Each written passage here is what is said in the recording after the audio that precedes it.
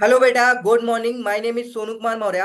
हमने भाई CA intermediate का आपका पेपर नंबर जो 2 है, कॉर्पोरेट एंड अदर लॉ, उसमें आपका सेक्शन 8 पढ़ा रहे थे, ठीक है ना।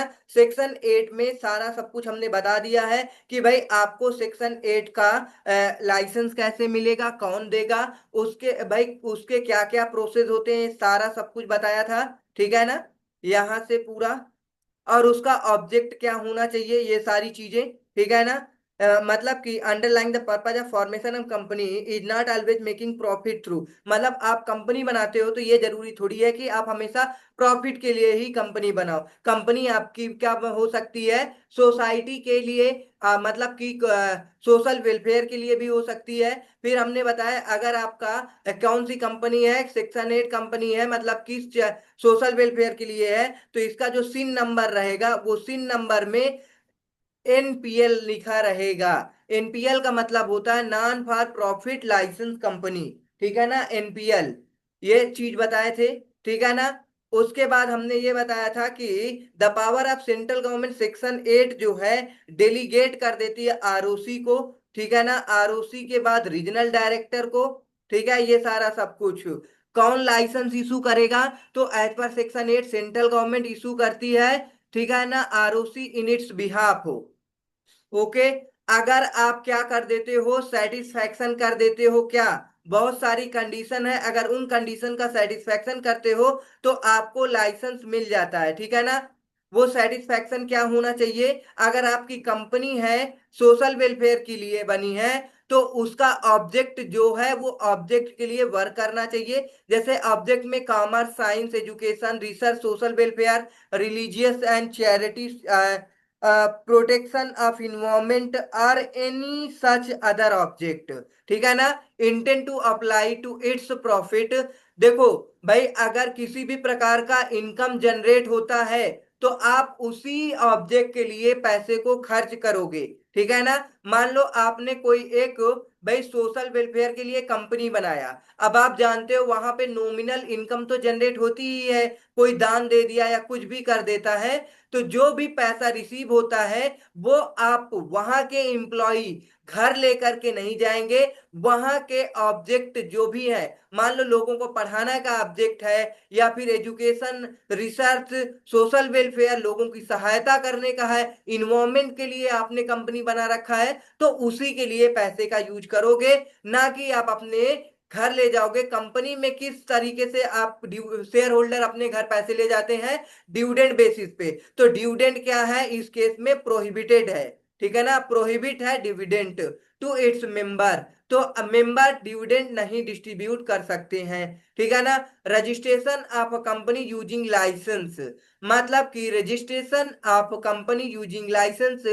लाइसेंस कैसे मिलता है भाई, अगर कोई पर्सन है चैरिटी भी सोशल वेलफेयर के लिए कंपनी इनकॉर्पोरेट कराना चाहता है, तो उसको बहुत सारे क्या करने पड़ेंगे, एप्लीकेशन, डॉक्यूमेंट्स, फीस वगैरह अप्लाई करना पड़ेगा। तो वही कह रहा, after granting license an application shall made the registrar.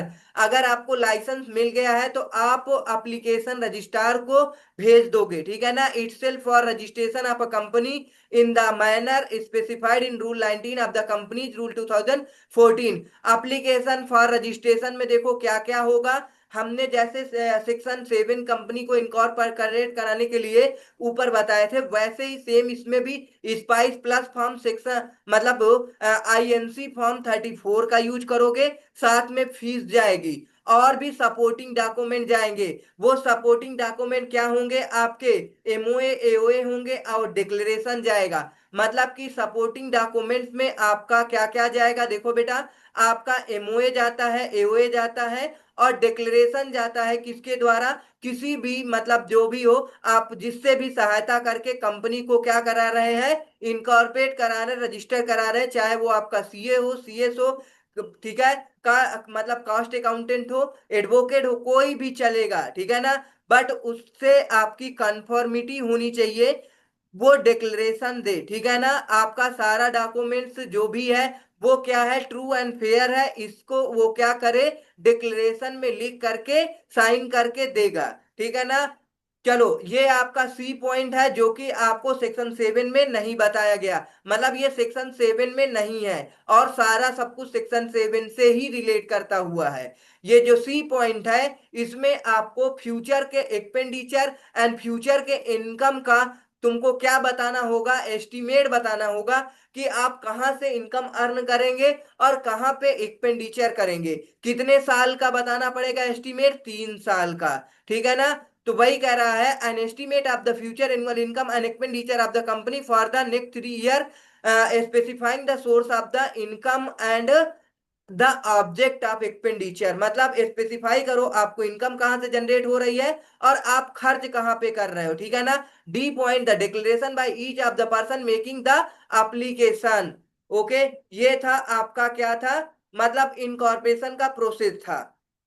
Application देना कैसे दोगे भाई। ठीक है। चलो, अब उसके बाद आपको क्या है, आगे देखना है एमओए एओए का अल्ट्रेशन कैसे होगा। ठीक है ना। आपको अगर एमओए एंड एओए में अल्ट्रेशन करना है तो सबसे पहले आपको प्रायर परमिशन की जरूरत होगी। ठीक है ना। Company registered under this section require prior permission from central government, किससे, सेंट्रल गवर्नमेंट से आपको परमिशन लेनी होगी यदि आपको एमओए में अल्ट्रेशन करनी है। ध्यान से सुनो, एमओए में अल्ट्रेशन करना है तो किससे परमिशन लेना होगा, सेंट्रल गवर्नमेंट से। अगर एओए में अल्ट्रेशन करना है तो किससे क्या लेना पड़ेगा, बताओ।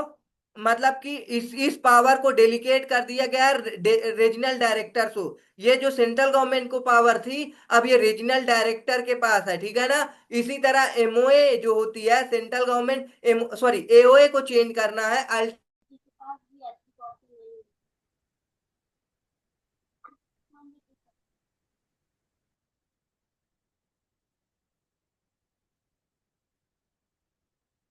हाँ, तो अब अगर क्या करना, आपको एओए को क्या करना है, चेंज कराना है, तो आपको आरओसी से क्या लेना पड़ेगा, डिक्लेरेशन लेना पड़ेगा। ओके बेटा।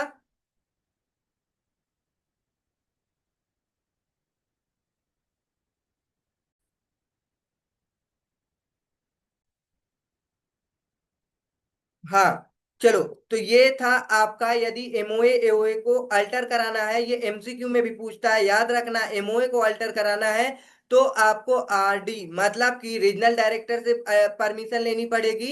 यदि आपको एओए को अल्टर कराना है तो आरओसी से परमिशन लेनी पड़ेगी।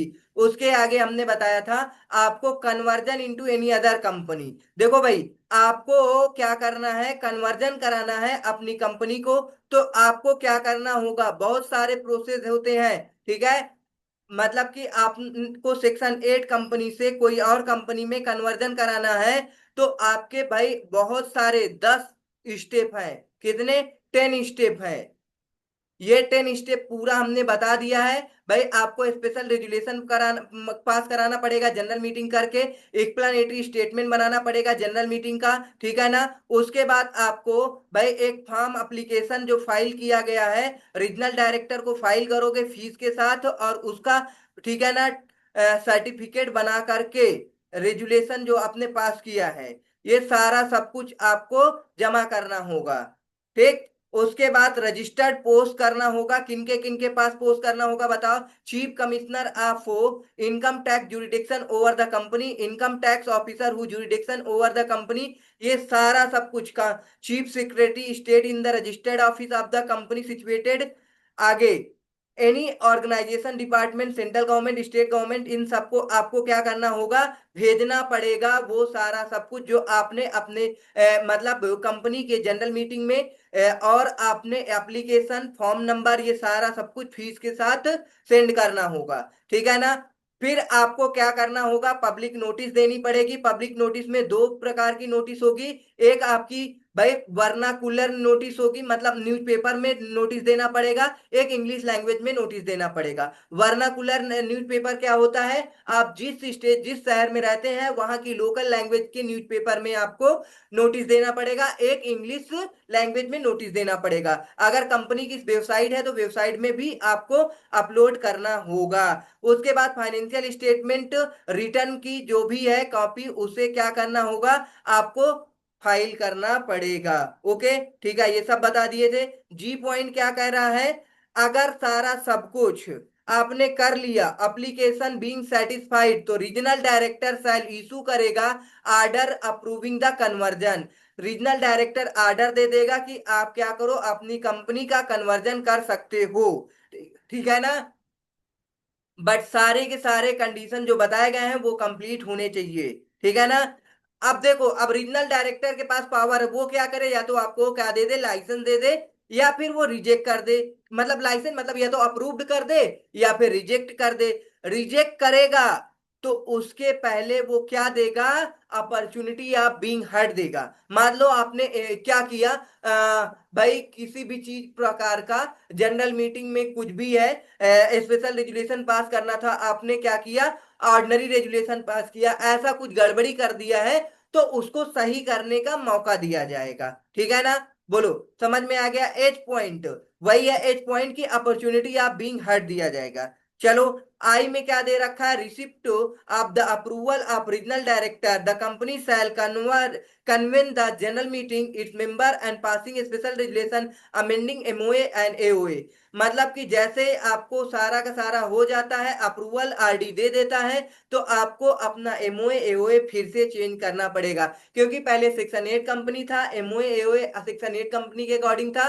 अब आपने किसी और काइंड ऑफ कंपनी में कन्वर्जन कर लिया है, तो अब आपका क्या होगा, अलग प्रकार का भाई सारा एमओए एओए बन जाएगा। चलो, उसके बाद जे पॉइंट बताया था, on the receipt of document the refer the above registrar shall register the documents and issue the fresh certificate of incorporation. और ये सारा डॉक्यूमेंट आरओसी को भी भेजना पड़ेगा, आरओसी आपको दूसरी कंपनी का सर्टिफिकेट इशू करके दे देगी। ओके, अब आपका ये नया टॉपिक है, रिवोकेशन ऑफ लाइसेंस।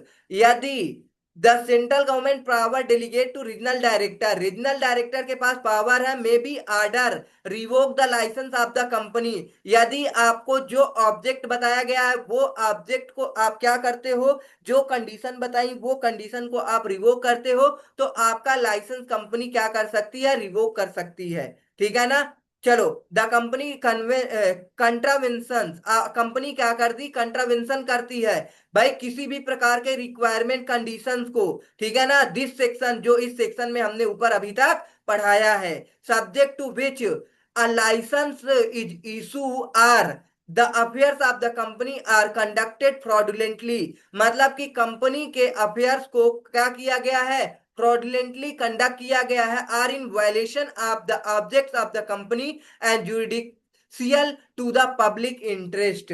मतलब पब्लिक इंटरेस्ट के साथ आपने खेला है, तो अब इस केस में आपका क्या कर सकती है भाई, RD regional director on revocation the regional director registrar such shall put limited. मतलब अब वो क्या कर सकता है, आपकी कंपनी को लिमिटेड कंपनी बना सकता है, या फिर प्राइवेट लिमिटेड कंपनी बना सकता है, या फिर आपकी जो कंपनी है, जिस ऑब्जेक्ट के लिए आपकी कंपनी बनी है, उस ऑब्जेक्ट के लिए कोई और कंपनी बनी है, तो उसमें क्या कर दिया जाएगा, मर्ज कर दिया जाएगा। ओके, समझ में आया।